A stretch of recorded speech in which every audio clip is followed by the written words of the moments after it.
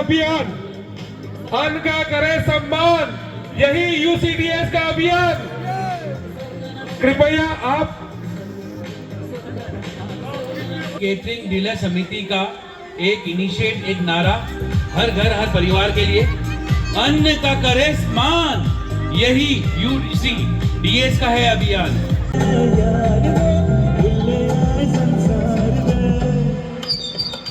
जंग तेरे लिए छोड़े दिल।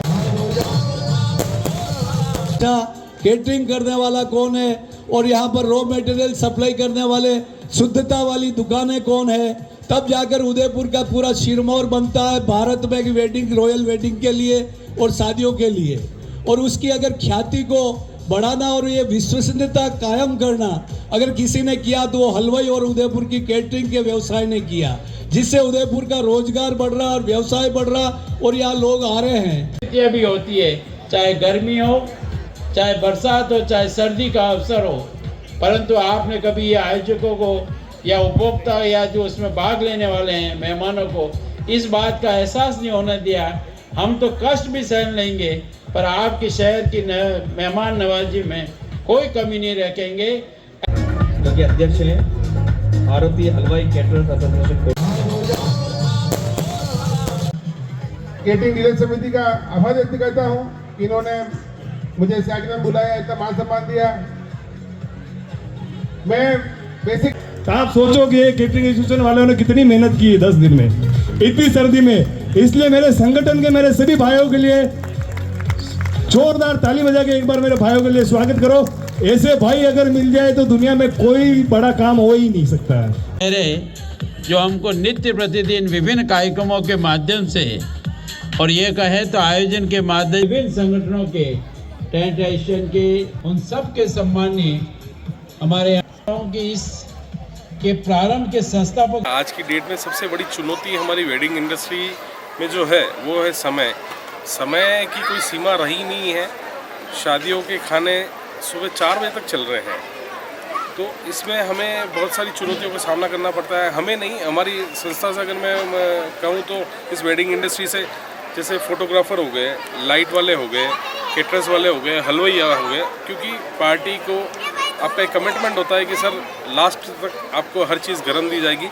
बट कितनी बार वो हमारी इस बात को लेके सुबह 4 बजे तक हमसे वो सेवाएं लेते रहते हैं, तो ये हमारे लिए बहुत चुनौती हो जाती है। कारण ये है कि सुबह वापस हमें 7 बजे नाश्ता लगाना होता है, तो कहीं ना कहीं हमें ये लगता है कि एक तरीके से ये हमारे स्टाफ के साथ शोषण हो रहा है। ये चीज़ गलत है, तो हमने इस चीज़ के बारे में सोचा, क्योंकि और ये गंभीर विषय है।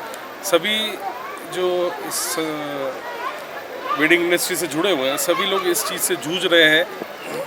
इसके पीछे कुछ लोगों का ये मानना है कि अगर ये अपन ऐसा नहीं करेंगे तो लोग हमारा पेमेंट काट देंगे, ऐसा कर देंगे, वैसा कर देंगे, टाइम पे पैसा नहीं देंगे, स्टाफ को हम टाइम पे कैसे, तो वो उस चीज़ के लिए एतराज़ भी नहीं करते हैं। बट इन चुनौतियों का वो भी सामना कर रहे हैं। पर इसके बारे में सोचना तो पड़ेगा। इसके बारे में बहुत सोचना पड़ेगा। हम धीरे धीरे इस, जैसे अभी हमने जयपुर वाले संस्था है हमारी, वहाँ हमने बात की तो उन्होंने बताया कि हमारे यहाँ नियम लागू होने जा रहा है, वो भी इस तरीके की अपील सरकार से करेंगे और एकजुट होकर करेंगे। तो वही हम भी उदयपुर के वेंडर सारे जो इस व्यवसाय से जुड़े हुए हैं उन सबको एक बार इकट्ठा करके एक मीटिंग करेंगे और इस विषय पर चर्चा करेंगे। सबसे पहले केटरिंग एसोसिएशन उदयपुर के सचिव होने के नाते मैं शुरुआत मेरे घर के फंक्शन से ही करूंगा। वहां समय सीमा निर्धारित की जाएगी। अगर आगामी जो भी मेरे घर में परिवार में कोई भी फंक्शन होगा तो सबसे पहले समय सीमा में ही निर्धारित करूंगा और इससे मैं दूसरे भाइयों को भी प्रेरित करूंगा। जो अभी हमारे नरेश जी ने बोला था कि रात को हमारे 12 बजे 11 बजे खाना चलता है, ये होता है, इसके लिए क्या है, हमारे संगठन बना हुआ है जो जिसमें टेंट, लाइट, केटरिंग, घोड़ा, जनरेटर, महासंघ बना हुआ है। उस महासंघ में हम मीटिंग करके इसके बारे में चर्चा करेंगे और सबसे बात करेंगे। जैसे कैमरा वाले हैं, जैसे फोटोग्राफर हैं, तो उसकी वजह से, उनकी वजह से थोड़ा सा हमारे जैसे प्रोग्राम में लेट हो जाता है। उनके फ़ोटो वगैरह खींचने के चक्कर में ये मान लो कि हमारे 200 आदमी 300 आदमी बैठे रहते हैं उनका वेट करने में कि दूल्हा दुल्हन आएंगे, खाना खाएंगे। दूल्हा दुल्हन के चक्कर में जैसे लाइट वाला भी बैठा है, टेंट वाला भी बैठा है, सेटअप वाला बैठा है, फ्लावर्स वाला बैठा है, सब लोग बैठे हैं, वेट कर रहे हैं। तो हम एसोसिएशन में हमारे महासंघ में ये बात रखेंगे, बहुत से जल्दी से जल्दी इस चीज़ का निवारण करें।